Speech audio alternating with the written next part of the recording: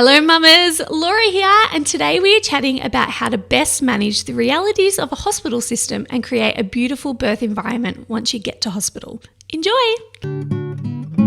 Hey mama, I'm sending you wonderful pregnancy vibes. It's time for you to guide you through. Let's take some time for you.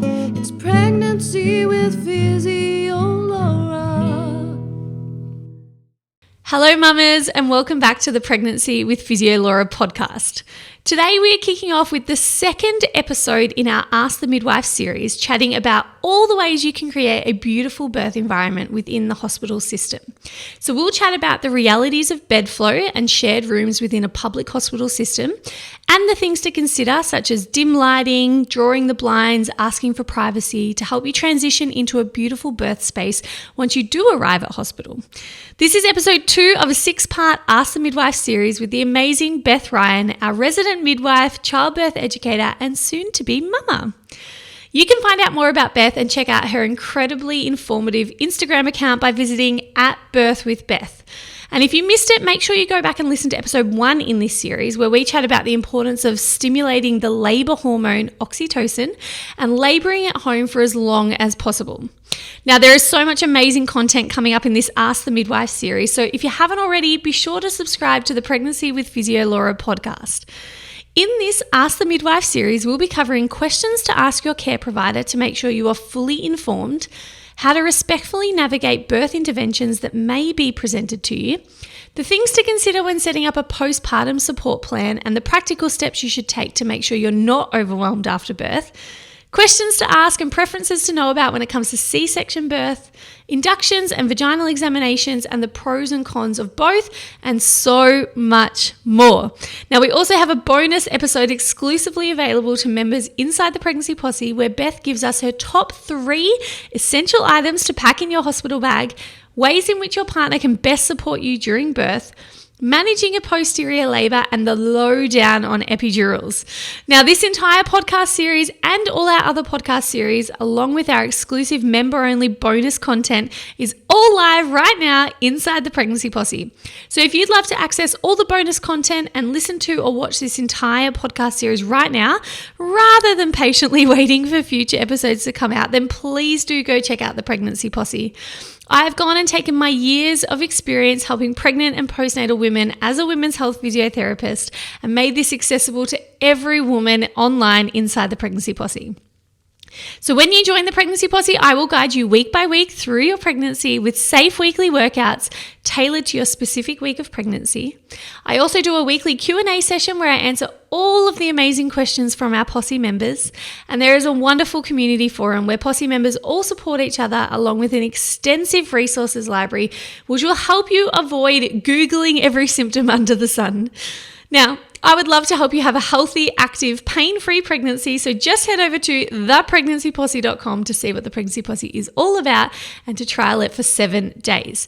Now, let's get into episode 2 of our 6-part Ask the Midwife series. You're going to love this practical episode on the things that you can do to create a beautiful birth environment once you arrive at hospital. Enjoy. We've laid a bit at home. We're feeling safe. We're getting to that regular contraction phase. Now we're coming to the hospital because we were quite confident we were in active labour. Yeah. So can you talk to us about, you mentioned briefly before, but could you talk to us about how a woman could try and set up that hospital room so that they have that promotion of oxytocin? So you mentioned like dark lights. Can you go through that list again, like really flesh that out? Yeah, definitely. So the number one thing is dim lighting. So dim lighting is wonderful for your oxytocin. Hospitals that have those, if you've ever been in a hospital before, they're quite bright. They're built into the roof and they're kind of like that bluey white tinge, which is quite alarming for you. You're like, or even me on a night shift or something, I'm like, turn the lights off. So dim light, and go and grab some LED candles from your local Kmart or your local $2 shop. They are wonderful at giving off a soft ambient glow that can just immediately make you feel safe. The second thing is privacy. So doctors and midwives are shocking at it. We leave the doors open. We'll just trot in and out, and, you can hear the midwives at the desk. Not helpful for your labour at all. So that can be something that your partners in charge of is just kind of gently protecting the space. And you don't need to be like, can you shut the door, please? You can just kind of gently go over and close the door so that it's like a nice protected space. Drawing the blinds. So sometimes even if you know mentally that no one can see in, so perhaps it's a high rise and you've got just no one that can look across into your window, just closing off that little space and creating a bit of a nest and making sure that you feel safe in that space. Not feeling pressure to get on the bed. So most birth suites are quite large and you can use the floor space. You can use the bed as a bench to lean on. So those hospital beds are wonderful. They're electronic and they come right up to almost like your nipple height. Do that so that you've got a bench to lean on and lean over and take your weight. Explore other options for working with the floor. So is there a fit ball? Is there maybe a mat that you want to lean on in the floor in the corner? I love setting women up on the mat. Like I'll get like a bean bag and a sheet and just like put them in the corner and get the LED lights out. And I'm like, this is so cozy. You're like, can I join you? Literally, I'm like, I'm just going to kneel on the floor next to you. But yeah, just creating any kind of space that feels cozy. And then you can absolutely use music. Music can be such a great tool for relaxation. And if you are listening to sort of mindfulness or meditation or hypnobirthing style tracks, then you can also just pop your headphones in if you're really feeling like you want to just kind of go inwards. And then, I said music, aromatherapy. So lots of hospitals have diffusers, but if they don't, or if you just want to make sure that you've got one on you, just go to Kmart. I think there's one there for like $12 at the moment. It doesn't have to be snazzy, but it can be lovely. And clary sage and lavender are such a beautiful tool to relax. And there hasn't been widespread studies, but midwives say that clary sage can help with uterine contractions. So, and then I think just having a conversation with your your midwife, I'll always try to say, so guys, what's your plan? What are your goals? Like, what do you want to, is there anything you really, really want me to do for you? Is there anything you really want to avoid?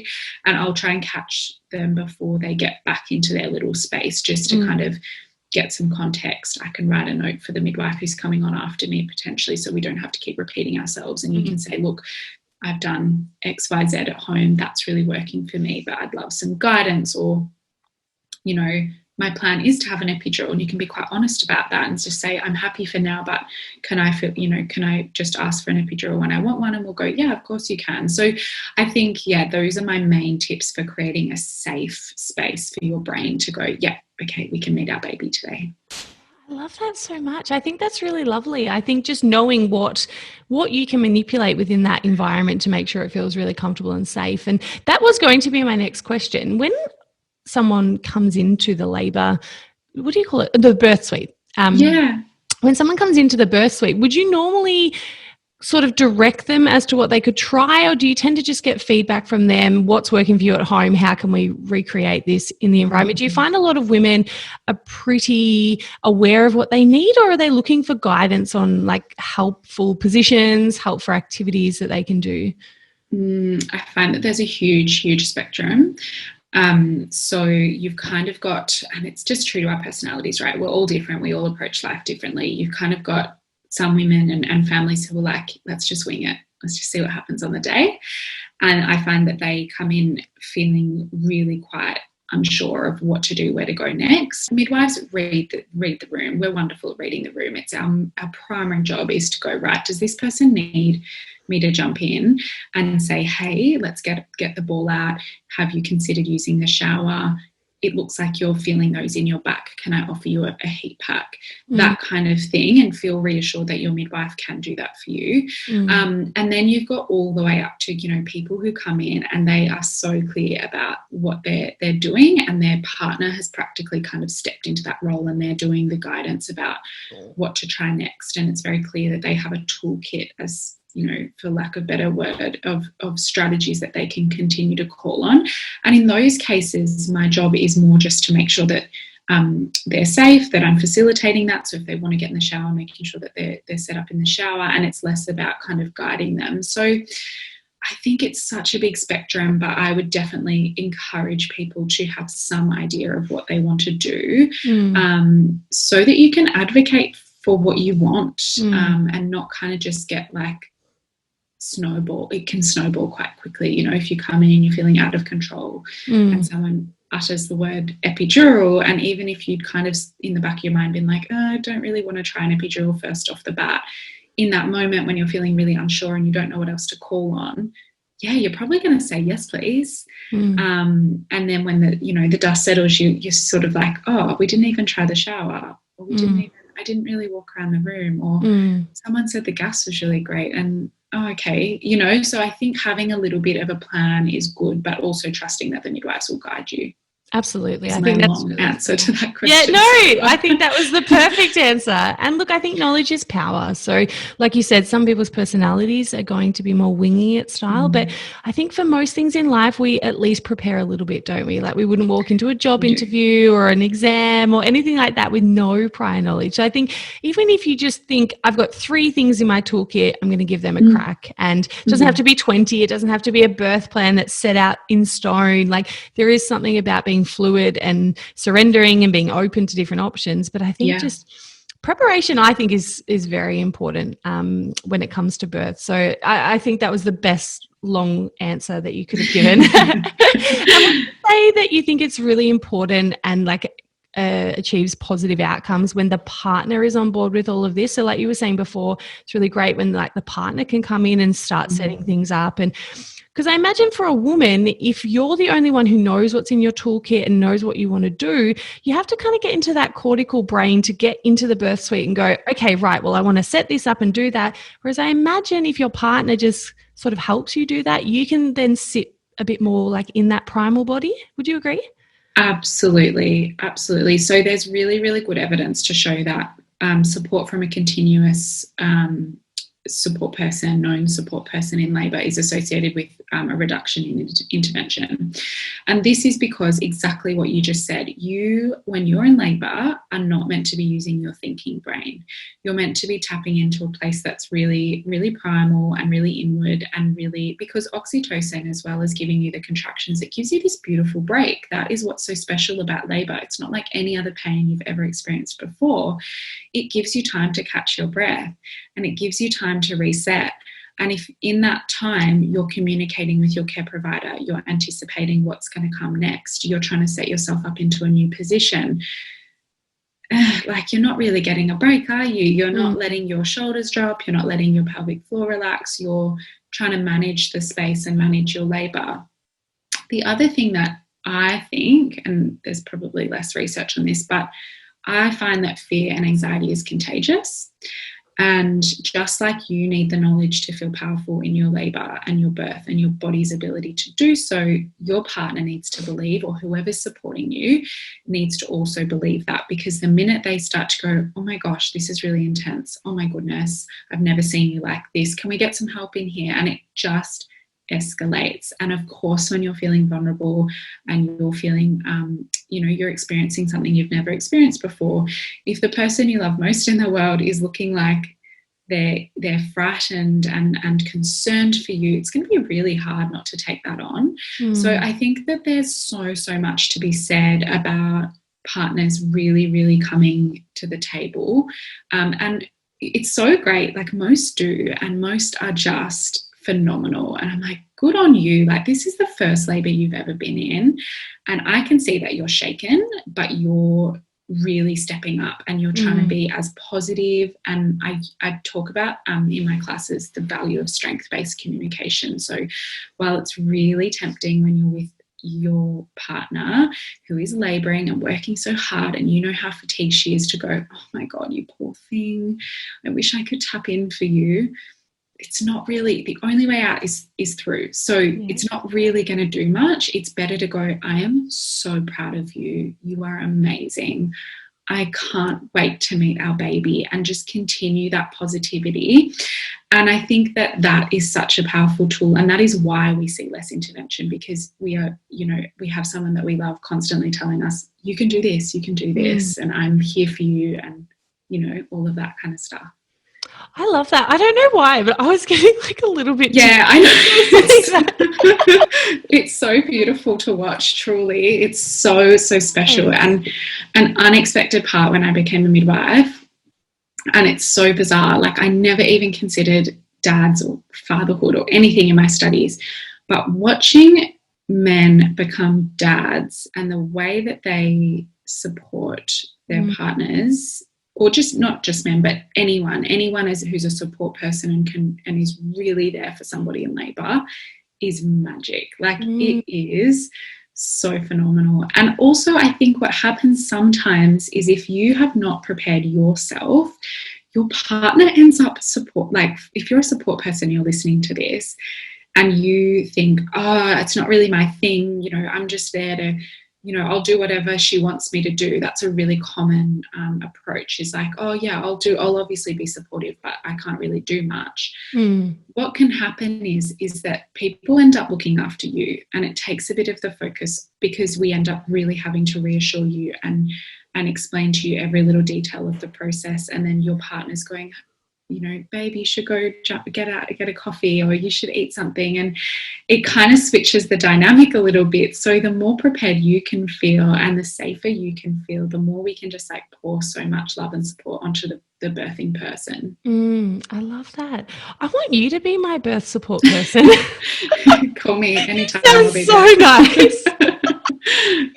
I'd love to know, just on like a lighter note, have you had many birth partners who have fainted, or that you've had to attend to because they're not coping very well?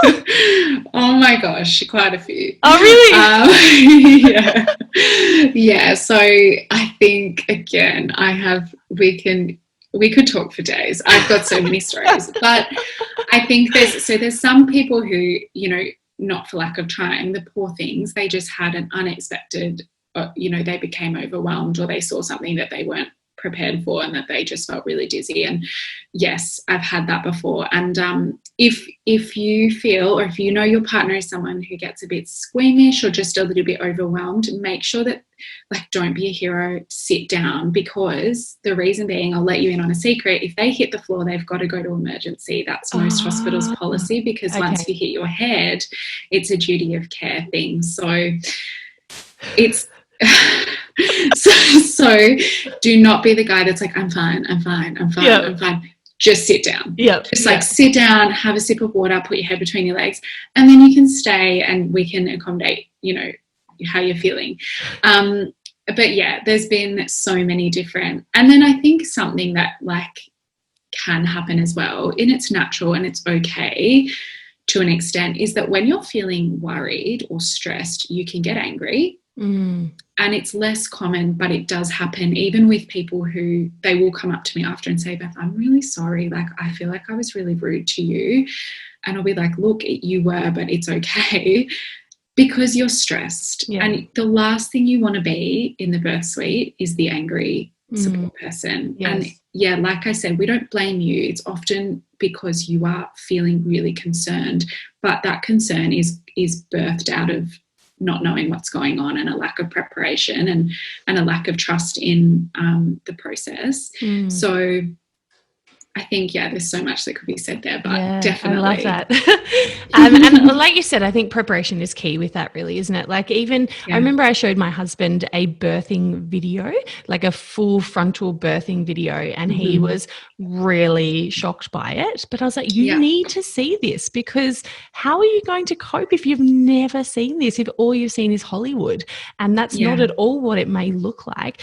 And so I forced him to watch that. I'm not saying everyone should do that, but I was like, at least you have an understanding of how a baby will look and crown, and how a mother might sound, and all these things. And I don't know, my husband must have put up like he was great. I never sensed fear from him, but I ended up having a cesarean section, and he can't even watch MasterChef without getting like funny if they're cutting with a knife.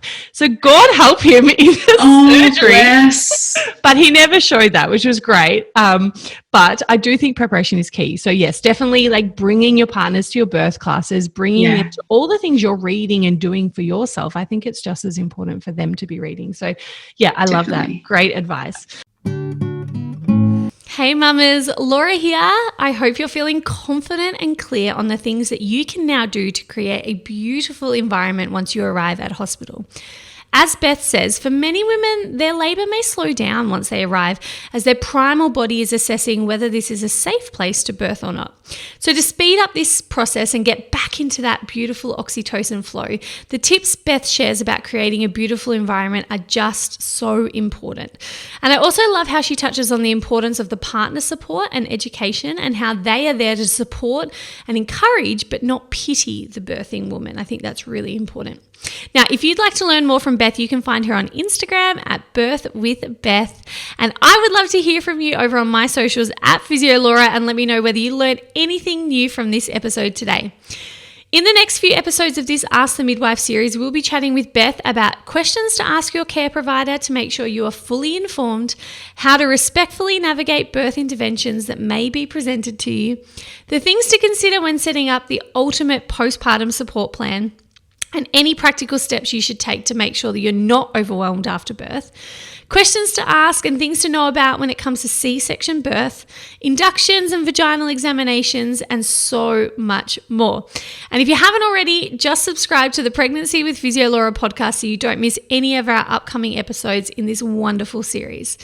Now, if you love today's episode and you want to watch the next 4 episodes in this Ask the Midwife series, you can find this entire series along with all our other podcast series live right now inside the Pregnancy Posse.